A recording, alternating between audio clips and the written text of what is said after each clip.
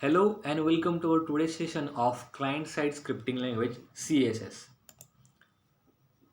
We are studying unit number 2.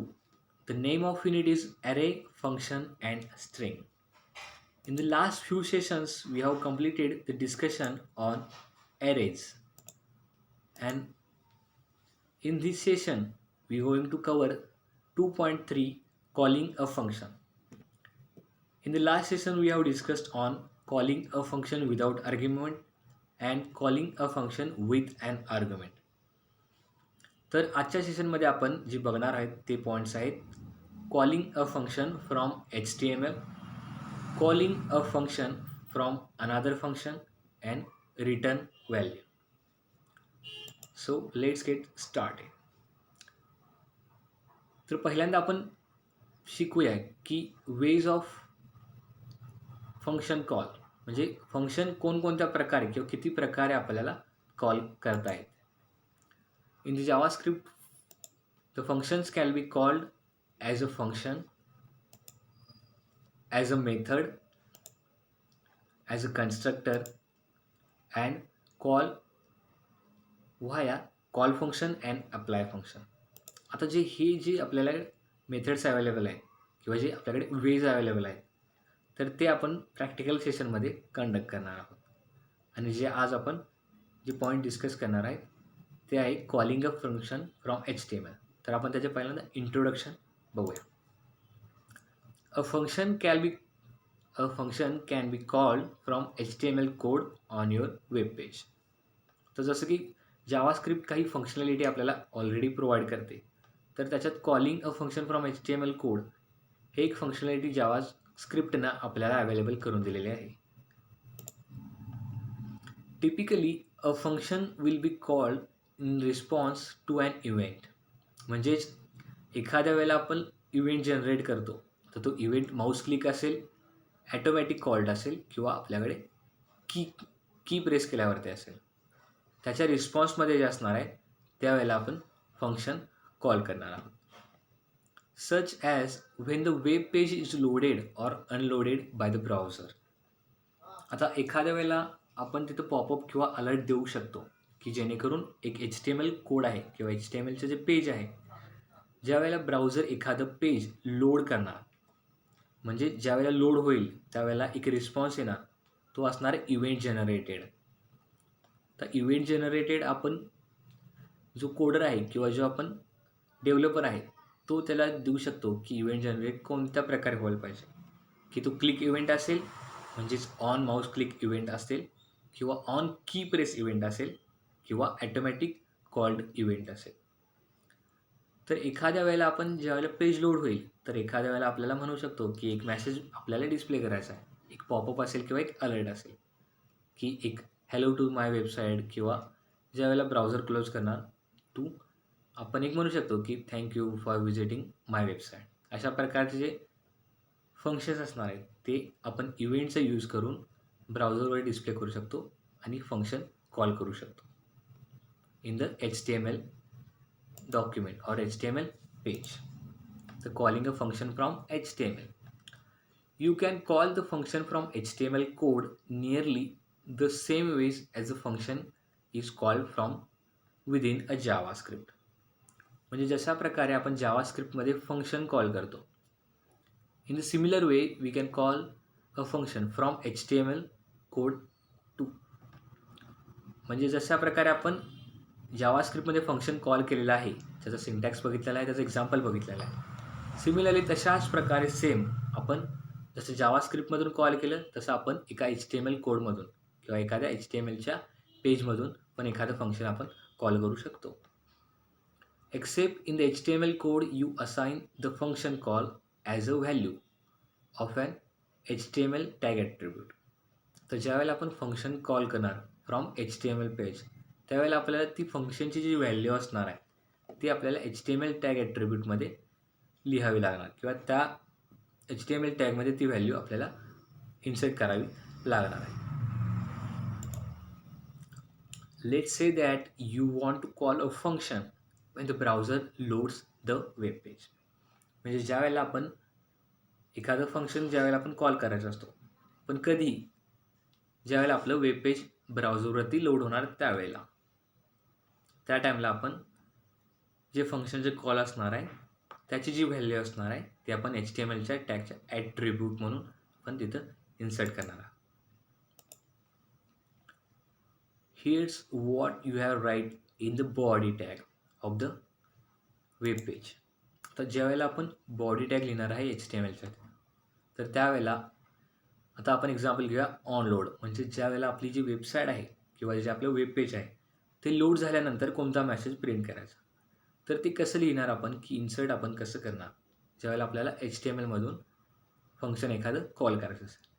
तर आपण body टॅगमध्येच लिहिणार की जो हा इव्हेंट आहे की ऑनलोड, तर त्यावेळेला आपण जो मॅसेज आपल्याला प्रिंट करायचा आहे स्क्रीनवरती, जे युजरला डिस्प्ले करायचा आहे, तर त्यासाठी आपण लिहिणार आहे वेलकम मॅसेज आणि त्याचं फंक्शन एक तयार करणार आहे. अशा प्रकारे हा एक सिंटॅक्स आहे. हा सिंटॅक्स लिहून आपण एखादा ज्यावेळेला आपल्याला वेब पेज लोड होतं त्यावेळेला हवा तो मॅसेज युजरसाठी आपण प्रिंट करू शकतो. आणि ज्यावेळेला आपण ऑन लोड करणार आहे त्यावेळेला आपल्याला ते बॉडी टॅगमध्ये ॲज अ टॅग ॲट्रिब्यूट म्हणून लिहावं लागतं. आता फक्त आपण टॅग म्हणला तर कसं, हा अँग्युलर ब्रेसेस आणि बॉडी लिहून परत अँग्युलर ब्रेसेस आपण क्लोज करतो. पण याच ठिकाणी आपण लगेचच जे टॅग आहे त्या टॅगच्या मध्येच म्हणजे जे अँग्युलर ब्रॅकेट असणार आहे त्याच्यामध्ये ज्यावेळेला आपण व्हॅल्यू पुट आउट करतो किंवा पुट इन करतो, जसे की इव्हेंट असेल आणि त्याला जी व्हॅल्यू असाइन करतो त्याला आपण म्हणतो ॲट्रिब्यूट, म्हणजेच एखाद्या टॅगचं ॲट्रिब्यूट.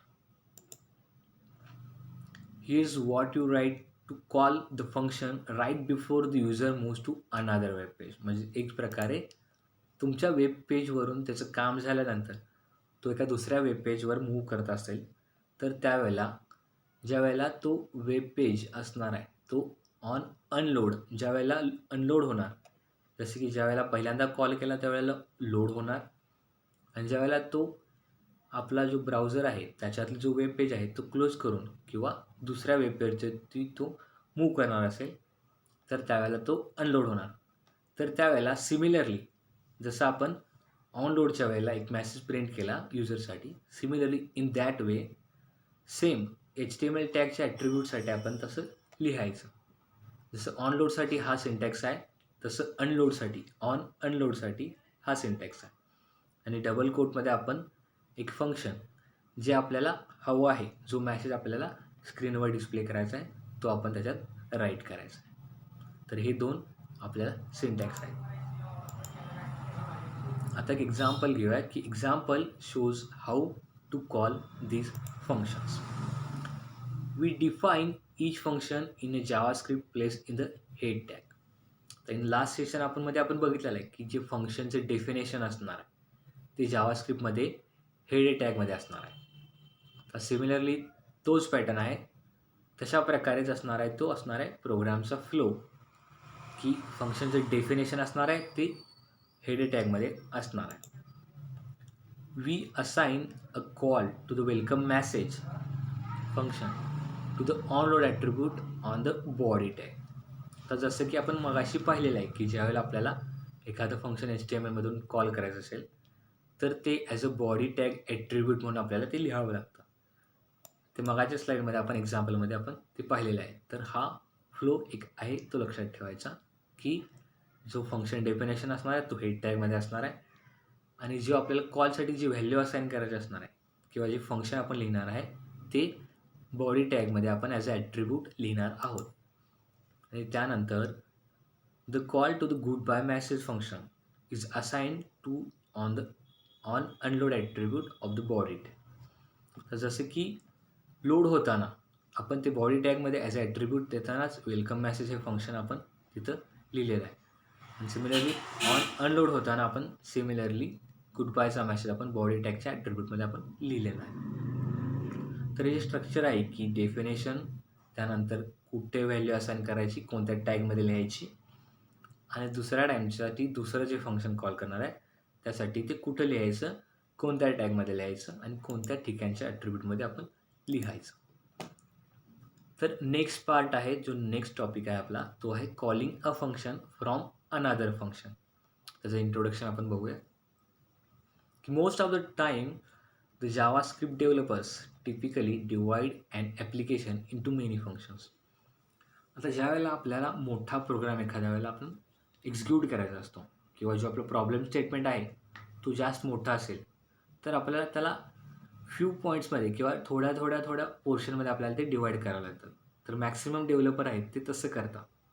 तर का तसं करतात की ईच पोर्शन आहे म्हणजे जो स्वतःचा एक इंडिव्हिज्युअल पोर्शन असणार आहे, तर त्याचं स्पेशल जो हँडलिंग असणार आहे, त्याचं ॲप्लिकेशन असणार आहे, ते त्या पोर्शनसाठी तेवढंच आपण डिफाईन करणार किंवा तेवढाच आपण कोड राईट करणार.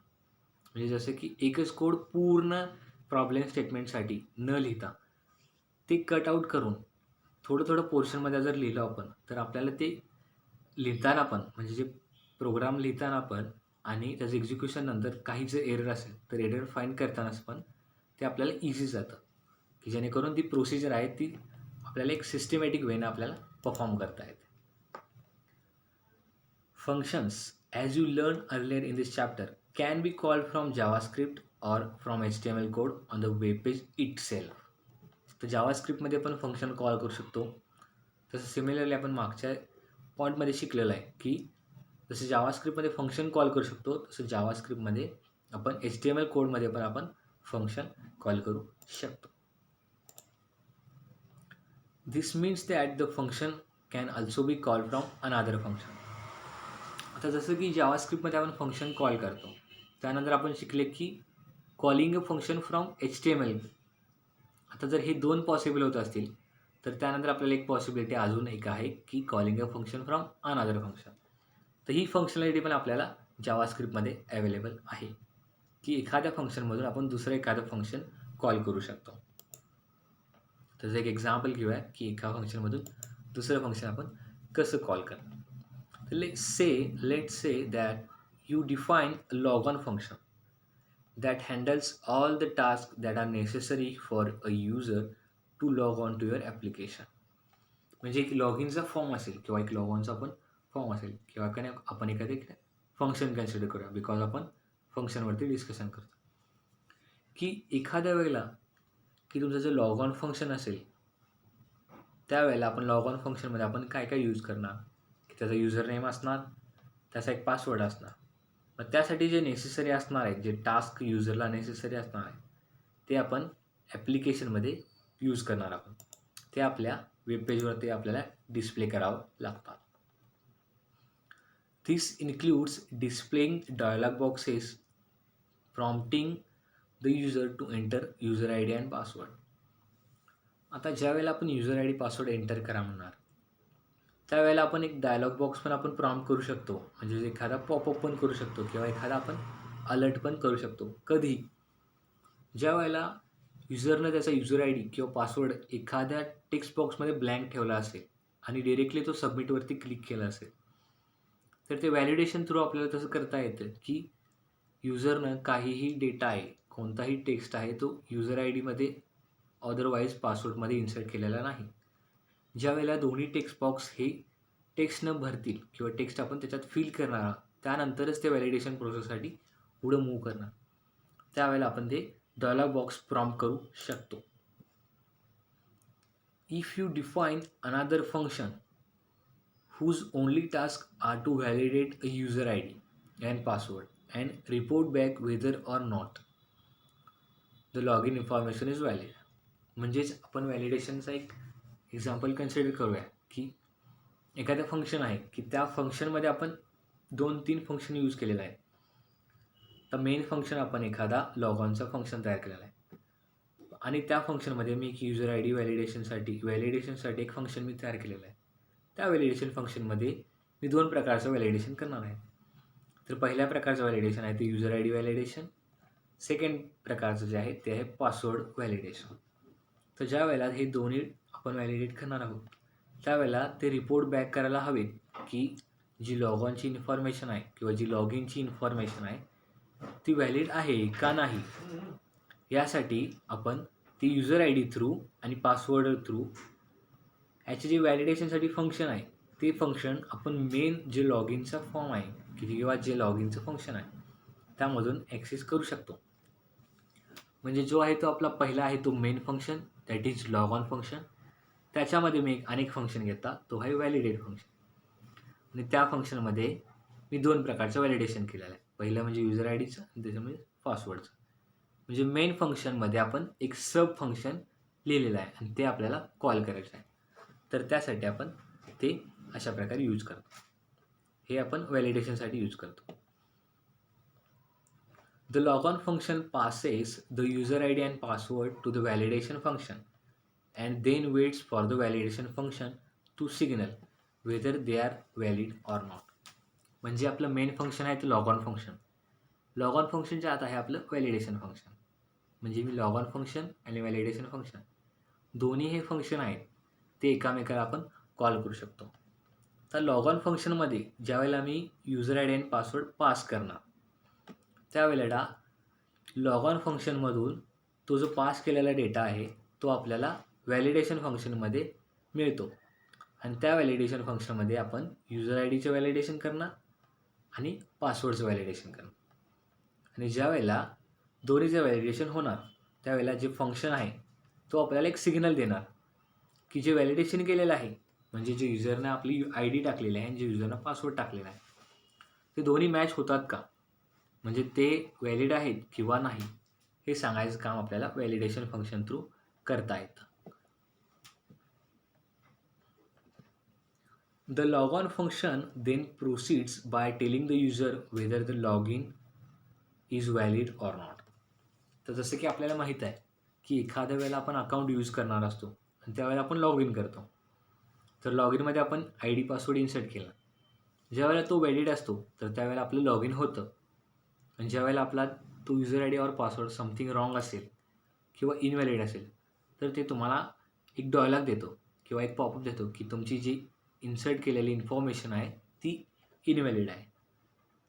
आता हे जे असणार आहे ते आपण व्हॅलिडेशन फंक्शनमधून डिस्प्ले करणार आहे. आता काही आपल्याकडे फंक्शन्स किंवा डिस्क्रिप्शन अवेलेबल आहेत की जे फीचर्स आपल्याला ऑलरेडी अवेलेबल आहेत आणि त्याची व्हॅल्यू आहे. तर या टेबलमधून आपण काय शिकणार आहे की features you can incorporate in the new window. आता एखाद्या वेळेला तुम्ही लॉग इन करत असाल किंवा एखाद्या फंक्शनमधून तुम्ही दुसऱ्या फंक्शनला कॉल केला आणि इन केस दुसऱ्या फंक्शनला तुम्ही कॉल करत असणार त्यावेळेला तुम्हाला जो आउटपुट हवा असणार आहे तो एका न्यू विंडोमध्ये हवा असणार आहे. तर त्यावेळेला या टेबलमध्ये जे आपल्याला अवेलेबल आहे त्याच्यावरून ते मिळणार. तर आपण ह्याच्यात डिस्कस करूया की पहिला पॉईंट आपण फीचर्स, त्यानंतर ज्या फीचर असणार आहे त्याची व्हॅल्यू आणि या दोन्हीचं म्हणजे डिस्क्रिप्शन की ते फीचर काय काम करतं. तर पहिलं फीचर आहे आपल्याकडे डायरेक्टरीज.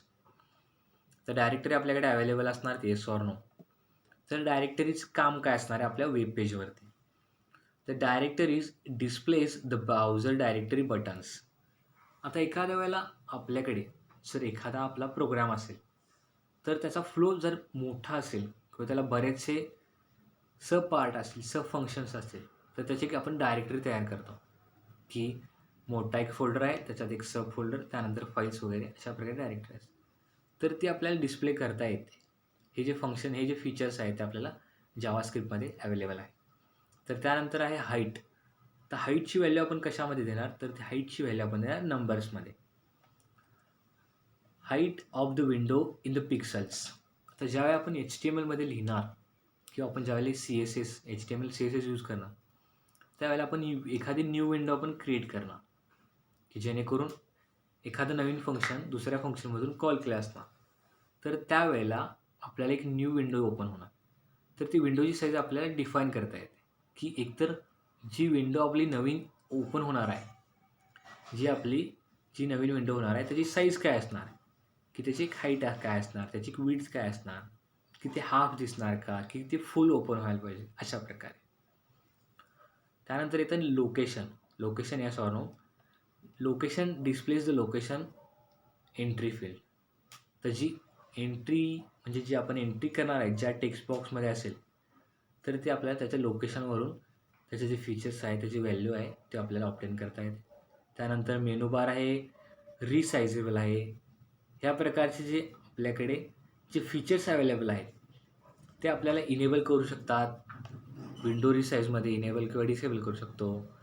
डिस्प्ले हॉरिझॉन्टल वर्टिकल करू शकतो. जे स्क्रोल बार्स आहेत जे आपण स्क्रोल करतो ते शो कसं करायचं ते पण फीचर्स आपल्याला ह्याच्यात अवेलेबल आहे. की इन शॉर्टमध्ये ज्यावेळेला आपण न्यू विंडो आपण ओपन करणार त्यासाठी आपल्याला एवढी फीचर्स अवेलेबल आहेत ते आपण यूज करू शकतो. तर लास्ट पॉईंट आहे आपल्या सेशनचा, तो आहे returning a value from a function. A function can be a function can be designed to do something and then report back to the statement that calls after it's finished, such as validation function. आता एखादं function create करायचं आपल्याकडे purpose का असतं, की एखादं function आपण का क्रिएट करायचं, की जेणेकरून त्याचं एक काम स्वतःचं असतं की ते पर्टिक्युलर टास्क त्या फंक्शननं परफॉर्म करायला पाहिजे आणि ते फंक्शननं त्याचं टास्क परफॉर्म केल्यानंतर ते रिपोर्ट बॅक करायला पाहिजे की ज्या स्टेटमेंटमध्ये आपण त्याला कॉल केलेला आहे. म्हणजे जशा प्रकारे आपण मेन फॉर्म तयार केला लॉगॉनचा मी फंक्शन क्रिएट केला, पण लॉगॉन फंक्शनमध्ये मी व्हॅलिडेशन फंक्शन पण एक ॲड केलं. तर व्हॅलिडेशन फंक्शनचा पर्पज काय, तर व्हॅलिडेशन फंक्शनचा पर्पज म्हणजे त्याला जे दिलेलं काम आहे की ते व्हॅलिडेट करा युजर आय डी पासवर्ड, आणि जे नंतर व्हॅलिडेशन होणार त्यानंतर ते ज्या स्टेटमेंटमध्ये आपण कॉल केलेलं आहे त्या स्टेटमेंटमध्ये आपल्याला ते रिपोर्ट बॅक करावं पाहिजे. आता आपण रिपोर्ट बॅक कसं करणार, तर रिपोर्ट बॅक आपण असं करणार की जेणेकरून ते इन्सर्टेड जी व्हॅल्यू आहे, जो युजर आय डी आहे आणि पासवर्ड आहे, तो करेक्ट आहे की इनकरेक्ट आहे, म्हणजेच व्हॅलिड आहे की इनव्हॅलिड आहे, तर ते काम रिपोर्ट बॅकमध्ये आपण त्या स्टेटमेंट जिथं कॉल केलं आहे त्यासाठी करू शकतो व्हॅलिडेशन फंक्शनचा यूज करून, आणि आपण त्याप्रकारे त्याची व्हॅल्यू रिटर्न करू शकतो. A function reports back by returning a value using the return keyword followed by the return value in the statement. आता सी आणि सी पी पीमध्ये आपण बघितलेलं आहे की जे फंक्शन आहे ते एखादी व्हॅल्यू रिटर्न करतो. तर रिटर्न करताना आपण जो यूज करतो तो आहे रिटर्न कीवर्ड. आता जी व्हॅल्यू आपण रिटर्न करू शकतो तर ती व्हॅल्यू आपण स्टेटमेंटमधून घेऊ शकतो, की जी व्हॅल्यू आपल्याला रिटर्न करायची आहे कोणत्या स्टेटमेंटमधून किंवा एखाद्या फंक्शनमधून. आता ते फंक्शनवरती डिपेंड आहे की आपण जी व्हॅल्यू आपण कॉल केलेली आहे किंवा जे फंक्शन आपण कॉल केलेलं आहे त्यानंतर त्याची जी व्हॅल्यू आपण रिटर्न करणार आहे ती कोणत्या फंक्शनमध्ये असणार आहे किंवा कोणत्या स्टेटमेंटमध्ये असणार आहे, आणि त्याची जी व्हॅल्यू आहे ती आपण रिटर्न कीवर्ड यूज करून ती रिटर्न करू शकतो. तर calling a function from another फंक्शनचं आपण एक एक्झाम्पल घेऊया की here what is look like. आपण पहिल्यांदा घ्यायचे एक फंक्शन, जे आपण फंक्शन एक डिफाईन करायचं, त्याला एक नेम द्यायचा, पॅरेंथिसिस द्यायचा, त्यानंतर त्याचं कर्ली ब्रेसेस देऊन त्याचे जे काही स्टेटमेंट्स असतील तर ते त्याच्यात लिहायचं, आणि त्यानंतर त्या फंक्शनसाठी त्या पर्टिक्युलर फंक्शन नेमसाठी आपण त्याची एक पर्टिक्युलर व्हॅल्यू रिटर्न करणार आहोत, आणि त्यानंतर आपण कर्ली ब्रेसेस आपण देणार आहोत. हा एक प्रोग्रामचा फ्लो आहे, हा एक स्ट्रक्चर आहे की जेणेकरून फंक्शन डेफिनेशन झाल्यानंतर त्याच्यातले जे स्टेटमेंट्स आहेत त्याचं एक्झिक्युशन झाल्यानंतर ती फंक्शनची जी व्हॅल्यू आहे ती आपण रिटर्न करतो. In this you can return any value or variable in the return statement. तर फंक्शनमध्ये तुम्ही डिरेक्टली एखादी व्हॅल्यू पण रिटर्न करू शकता, or else you can return any variables, any particular variables from the function. तर आजच्या सेशनमध्ये आपण जे पॉईंट्स पाहिलेले आहेत ते मेन आहेत, ते म्हणजे पहिला पॉईंट आपण पाहिलेला आहे calling a function from HTML, calling a function from another function, याचं एक आपण आता एक्झाम्पल पण पाहिलेलं आहे, आणि returning a value from a function. तर जे बाकीचे आहेत ते पॉईंट्स आपण नेक्स्ट टॉपिकमध्ये कंडक्ट करणार आहोत.